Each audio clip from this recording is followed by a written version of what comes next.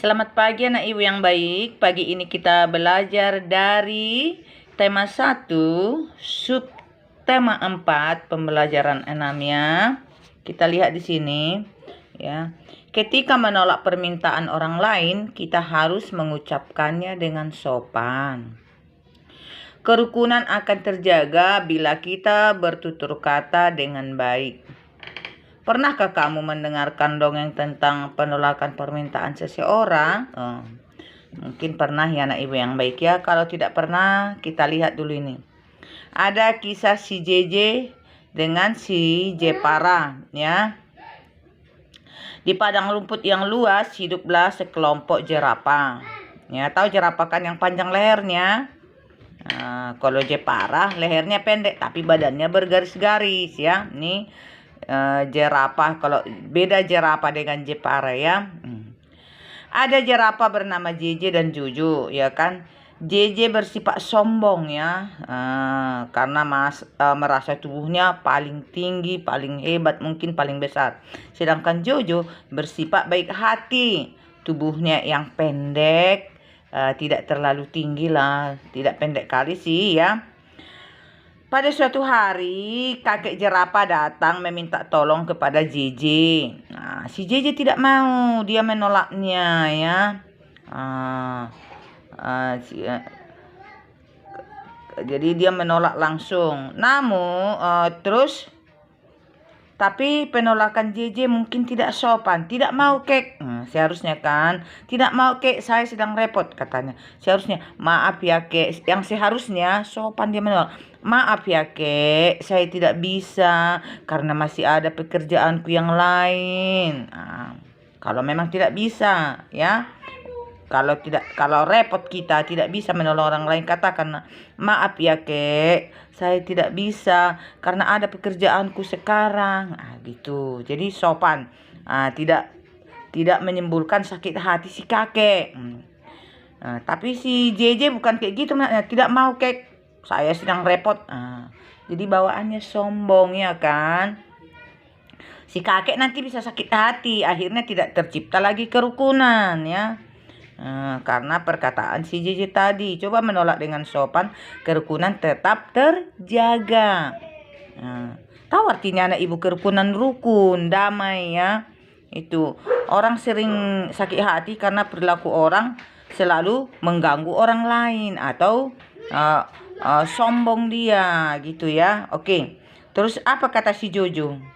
Kalau si Jojo, saya sedang repot kata si JJ tadi. Kalau si Jojo dengan sekuat tenaga mengambil daun segar untuk kakek jerapah. Kenapa mesti orang lain mengambil? Karena kakek jerapah ini sudah tua, jadi payah mengambil makanannya ya. Itu dia ya. Jadi seharusnya mereka, adakah yang dapat membantu si kakek bergotong royong atau menolong si kakek? Ada si Jojo, tapi ada yang menolak si JJ. Jadi si kakek tadi kesulitannya dibantu oleh si Jojo ya, tidak kayak si JJ tidak mau menolong kesulitan orang lain. Ya, jadi banyak dongeng-dongeng kita baca, di dongeng tersebut banyak ada yang menolong. Si kancil dengan siapa itu? Antara si kancil dengan si buaya sering berantem ya. Terus si kancil ini terkadang dia baik, tapi terkadang dia jahat, mau mencuri timun ya. Jadi boleh kamu baca banyak-banyak dongeng, itu bagus sekali, itu pembelajaran yang bagus ya. Oke. Dikatakan di sini, kita katanya tuliskan kalimat penolakan dengan yang terdapat pada dongeng. Apa tadi kalimat penolakan si JJ?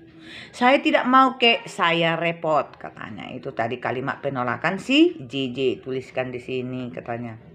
Dalam dongeng terdapat sikap gotong royong. Iya telah. Sikap gotong royong itu maksudnya saling membantu ya. Itulah si Jojo tadi terhadap si kakek. Saling membantu. Kalau kita pun membantu orang lain harus bersifat adil. Ada orang begini, membantu si Rini mau, membantu si Nana tidak mau. Itu namanya tidak baik juga perbuatannya itu. Memang dia menolong, tapi dia tidak adil ya kan. Dia membantu satu orang, mau dia satu orang lagi tidak mau. Kalau orang bersifat adil, ditolong si Rini, harus juga dia nanti ditolongnya si Nana ya. Jadi harus bersikap adil, tidak satu orang ditolong sama memberikan bantuan, kepada satu orang diberikan, kepada satu orang tidak diberikan. Nah, itu tidak sifat adil, itu namanya menolong tidak baik. Tapi menolong seseorang itu harus bersifat adil supaya sesuai dengan sila kelima Pancasila. Terus kita saling bergotong royong, saling membantu juga termasuk sila keempat Pancasila. Memang ya di dalam Pancasila itu saling berhubungan, saling bekerja sama, bergotong royong ya. Sila keempat, kelima, ketiga di dalam bergotong royong juga menciptakan persatuan. Termasuk ke sila ketiga Pancasila. Jadi saling berhubungan ya anak ibu yang baik ya. Dengan sila keempat Pancasila ini, tengok ini, membantu seseorang bersifat adil sesuai dengan sila kelima Pancasila. Ini dalam rapat menghargai ya antara satu dengan yang lainnya dan memberikan jawaban, menerima jawaban mereka secara adil, itu sesuai dengan sila kelima ya. Oke, kamu lihat saja nanti ya di sini juga ya. Bergotong royong harus sila keempat juga, saling membantu ya. Jadi berhubungan memang. Oke, baiklah anak ibu yang baik. Nanti kamu buat sesuai dengan sila kelima apa pengalamanmu di rumah sesuai sila keempat. Oke, kita lanjut matematika. Di sini ada matematika. Kemarin sudah kita pelajari juga ini dari penjumlahan ke pengurangan, dari pengurangan kadang ke penjumlahan ya. Oke, kita coba. Buatlah soal cerita dengan menyelesaikan di bawah ini. Nanti di buku ada soal cerita ya. Gampang membuat soal cerita sebenarnya. Ibu membuat kue 193 biji. Contohnya kue lapis. Terus ibu membuat lagi 117 kue lampir.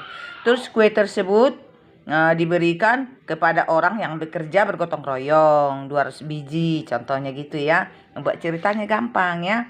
Jadi kita buat di sini. 193 ditambah 117 dulu ya, satu-satu ya, ditambah ini 117. Coba tambah ya. Coba lihat anak ibu yang baik. Satu kalau tambah-tambah kurang-kurang apapun matematika, satuan dengan satuan ini harus lurus. Puluhan dengan puluhan ini harus lurus. Ratusan dengan ratusan ini harus lurus. Kalau tidak nanti salah. Jadi kita sekarang menambah. Yang besar dulu. 7 ditambah 3. 7 di mulut tambah 3 berapa? 10. Tulis sini 10. Ya. Yang mana kita tulis di bawah, yang mana kita simpan. Selalu yang belakang tuliskan di sini. Selalu yang depan ini yang depan ini nak, simpan di atas ini. Sekarang 1 simpanan ditambah 9, 10 ditambah 1, 11. Tulis lagi di sini, 11. Yang belakang ini kita tulis di sini. Lurus-lurus ya, ini lurus-lurus. Yang depannya ini selalu kita simpan di sini. Sekarang simpanan 1 tambah 1, 2 tambah 1, 3. 310 kan? 310 lah kuenya tadi ya kan? Diberikanlah kepada petugas gotong royong tadi 200. Kita kurangi, namanya diberikan berarti berkurang kan. Dikurang 200. Lurus-lurus juga. Coba lihat. Lurus-lurus kan. 0 dikurang 0 namanya kosong, dikurang kosong tetap kosong. 1 dikurang kosong ya 1 lah ya kan. 3 dikurang 2 berapa? 3 dikurang 2 tinggallah 1. Berarti berapa lah sisa? Tengok gini caranya. Satuan, puluhan, 10 nilainya, ratusan, 100. Berarti 110 ya. Berapa? Karena ini angka mati, angka 0 ya. Berarti jawabannya 110.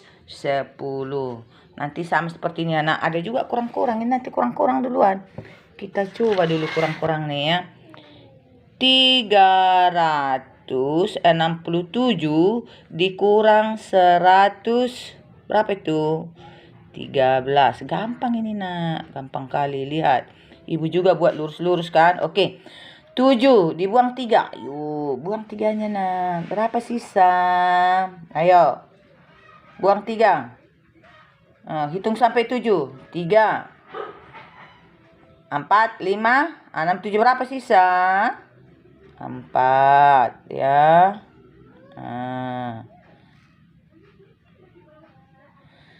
Oke, sekarang 6 dikurang 1 berapa?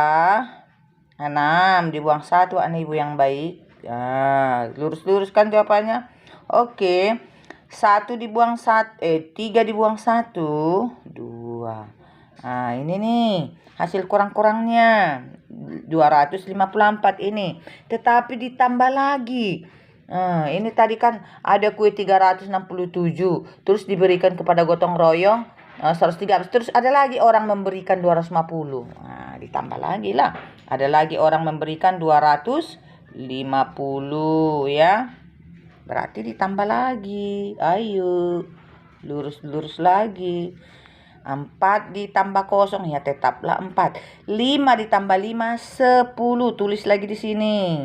10 ya. Tulis nolnya. Simpan satunya ya. Kok jauh kali di sini nih. Nih. Di atas 2. 1 tambah 2, 3. 3 tambah 2, 5 ya. Jadi 504 ya. Oke, baiklah sekian pembelajaran kita hari ini. Terima kasih.